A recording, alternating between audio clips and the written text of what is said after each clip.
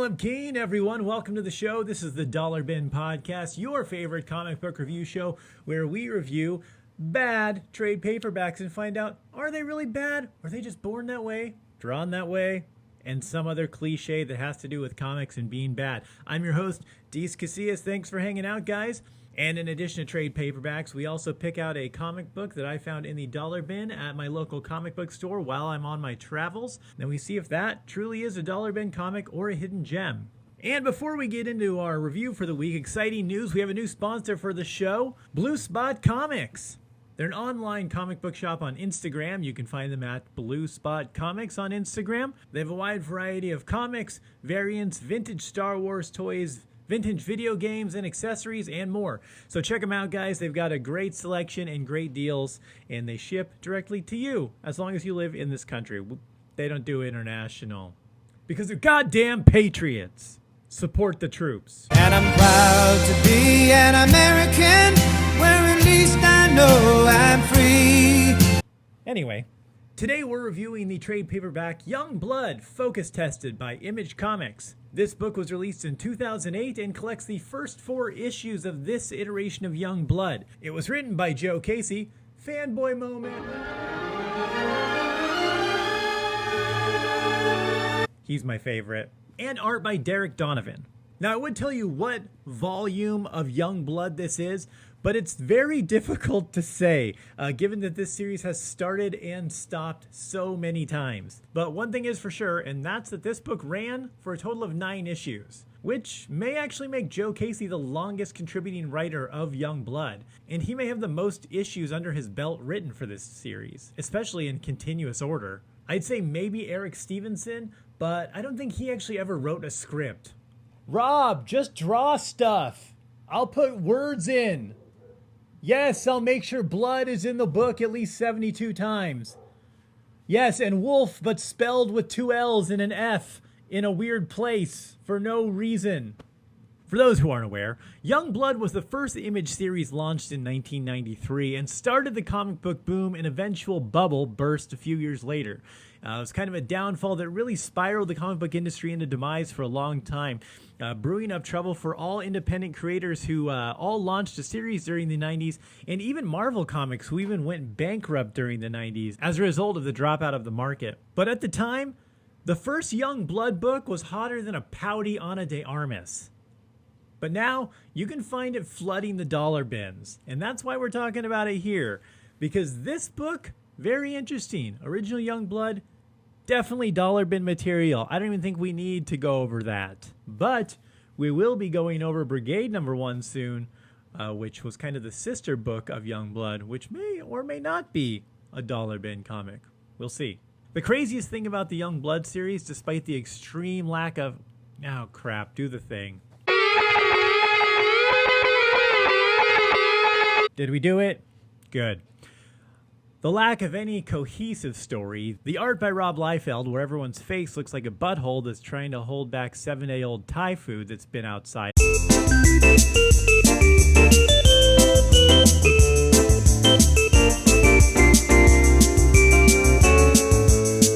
No one has feet, hands are weird, pouches are the new black, and shoulder pads are preposterous. But above all that, the original Youngblood series hadn't even hit like 3 issues deep before they started launching spin-offs.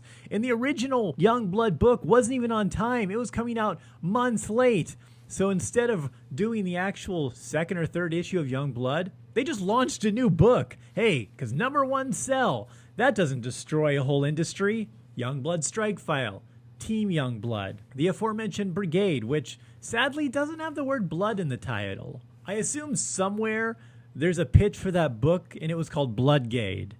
They were spinning off books of books that hadn't even been released yet. It was like some inception of spin-offs. They just couldn't get enough #1s. But I kind of get it. The industry was clamoring for these hot #1s. They were selling millions of copies. The format had kind of been stamped by Marvel with Jim Lee's X-Men #1 and Rob Liefeld's X-Force with all the multiple covers, reprints, and things like that. That just completely destroyed the industry, and Image took that and made a whole company out of it to begin with. Fun fact, The second volume of Youngblood, which ran from issues number 1 through 14, they actually left Image Comics after number 10 for Rob's first of many attempts at his own company called Maximum Press. Why he didn't go with Extreme? I don't know. He's like, Extreme's played out. Maximum. Those are the same words, Rob. Okay, I need a word that means totally a lot and has an X in it. But it's wild because Maximum Press only released issue number 14 of Youngblood. Issues number 11 through 13 were never even printed. Not by Image, not by Maximum Press. They just don't exist. Why Rob felt to jump from 10 to 14, I don't know. There's so many weird twists and turns with Youngblood as a series over the last 30 years, and it's crazy to think that the book has been around for nearly 30 years.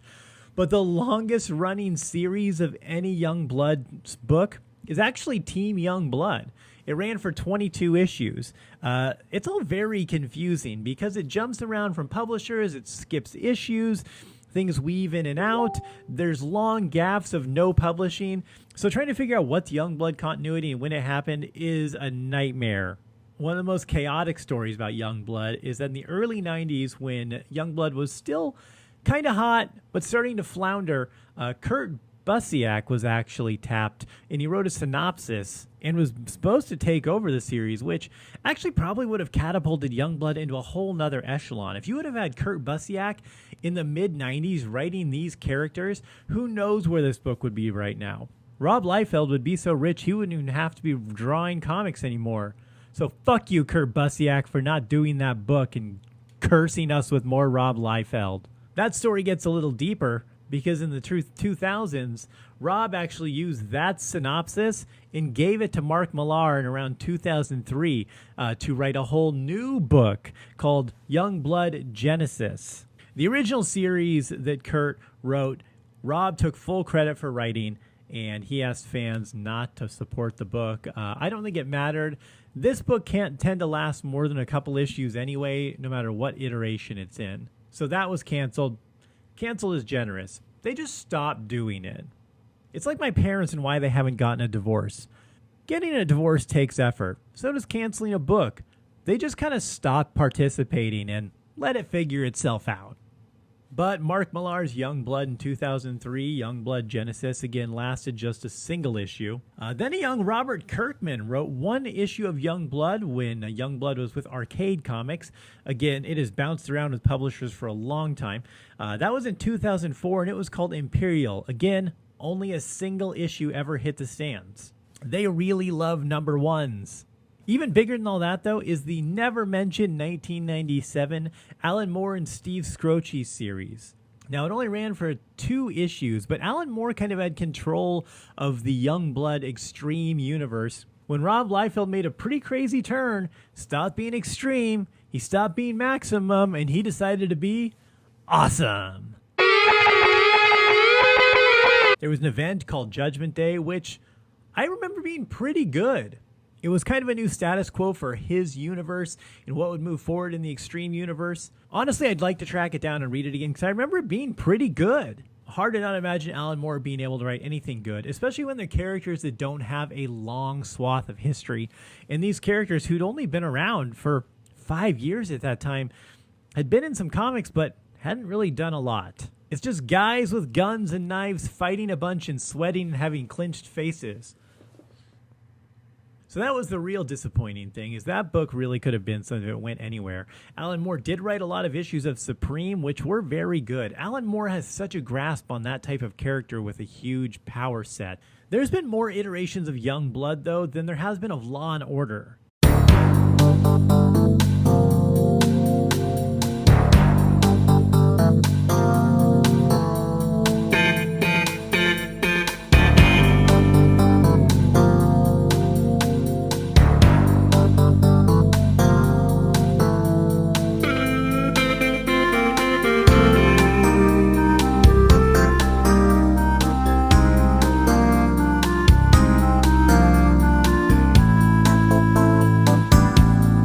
Until that is Joe Casey. For everyone who hasn't read Joe Casey, I need you to stop whatever you're doing, finish this podcast, hit subscribe, send me some money on my Venmo, and then go read anything by Joe Casey. This guy is quietly one of the best comic book writers in the industry. I have been a fan of him since I first started reading his material in Cable from Marvel Comics in the late 90s. He had a short run on The Incredible Hulk, which was pretty good.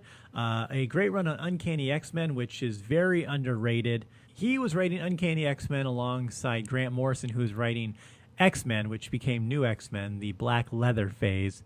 So I feel like he got very overshadowed for what he was doing in that book, especially up against the X-Men, being that was setting the status quo for the series. So he was having to play second fiddle and really doing some interesting things that were very different from anything happening in X-Men. I've said it before, but his run on Wildcats is arguably one of the best runs in comic book history as far as I'm concerned.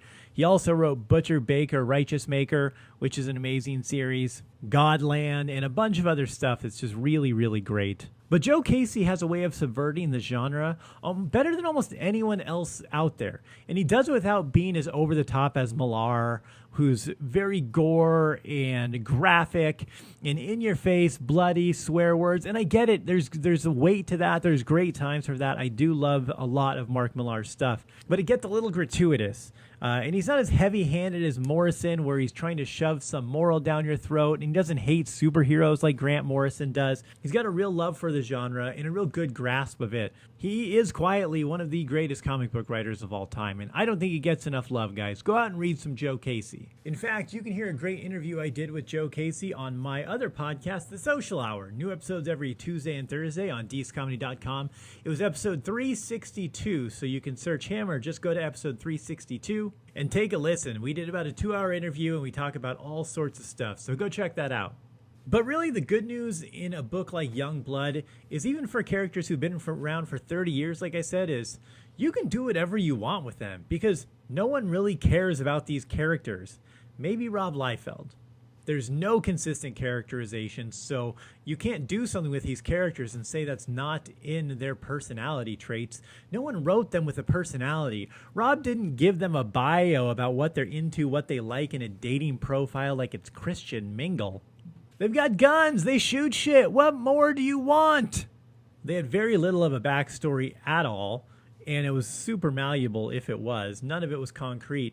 And not only if it was concrete, no one remembers it. They've bounced around so much and in so many titles that no one really knows what is real in the Extreme universe. Also, I think the Judgment Day series by Alan Moore may have rebooted it a la Crisis on Infinite Earths. So, again, you can do whatever you want. These guys are a clean slate, which really is so great because they're established characters. The title has some cachet. The characters do have a following, but nobody knows why, really.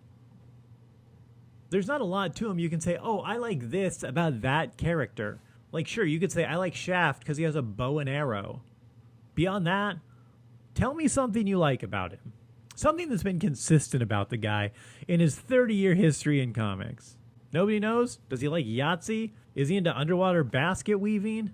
But that opportunity is writing gold for Joe Casey, and I see why he jumped on it, because you can take these characters who are essentially caricatures of themselves at this point.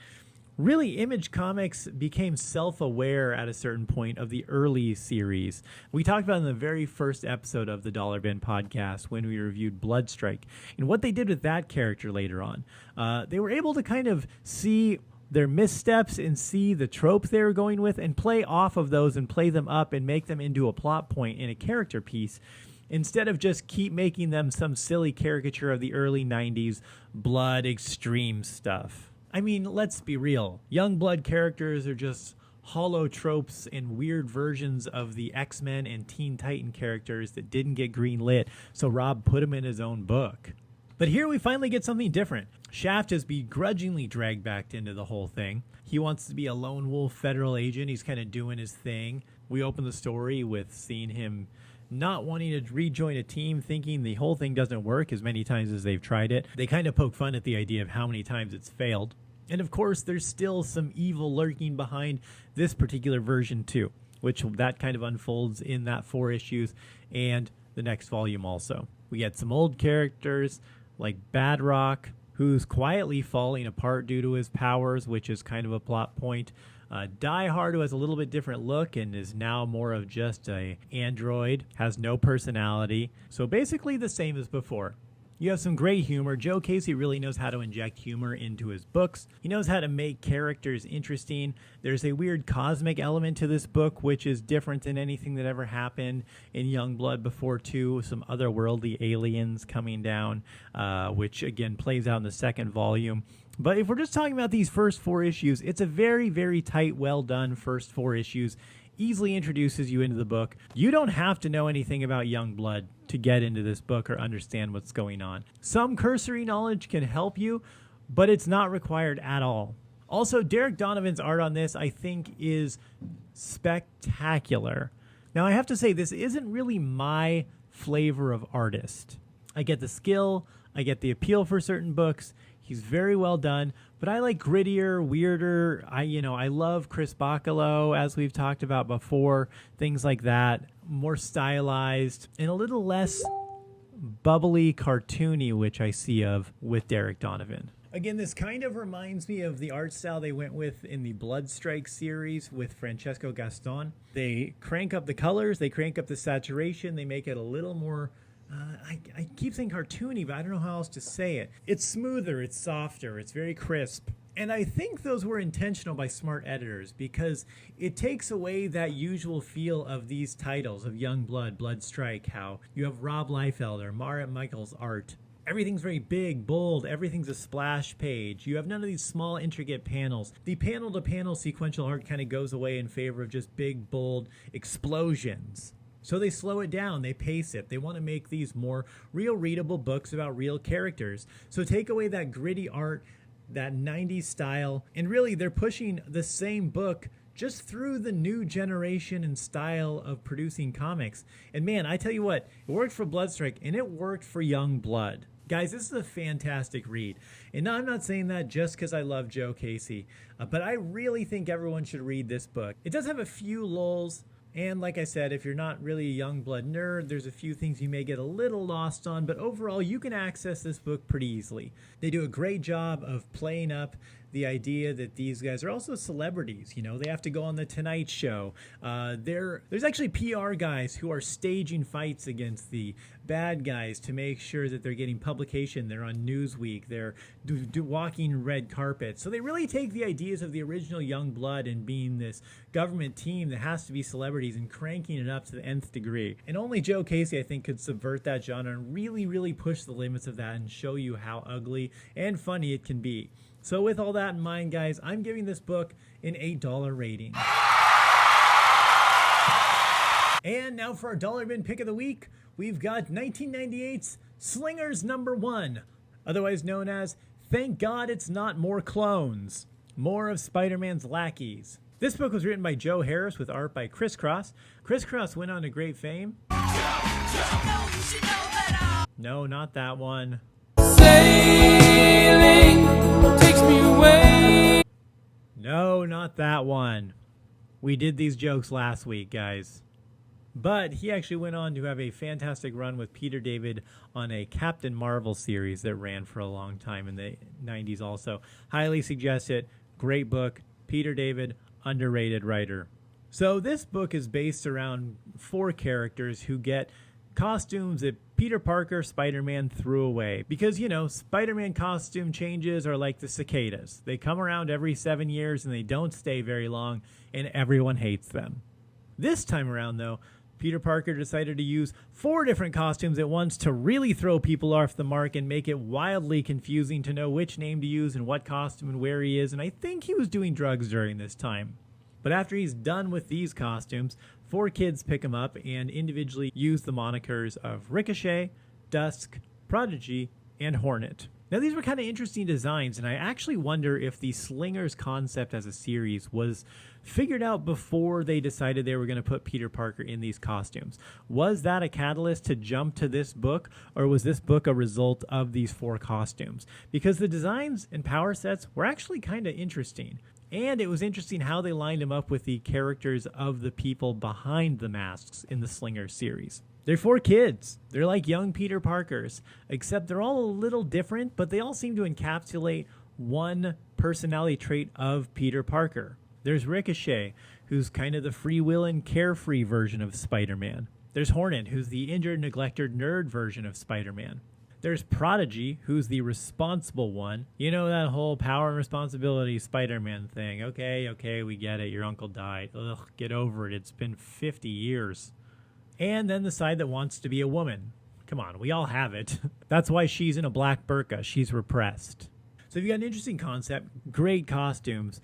Prodigy really somehow looks like more Captain America than Captain America. Like, if I looked at those two guys and was like, who do you want to lead your country? It'd be like, not the dude with the flag wrapped around his butthole. Give me the gold guy. He looks like an Adonis. Despite the obligatory black leather jacket, Ricochet does have kind of a cool costume and a cool look, as well as an interesting power set. Hornet gets the short end of the stick by looking like a bootleg Mega Man villain.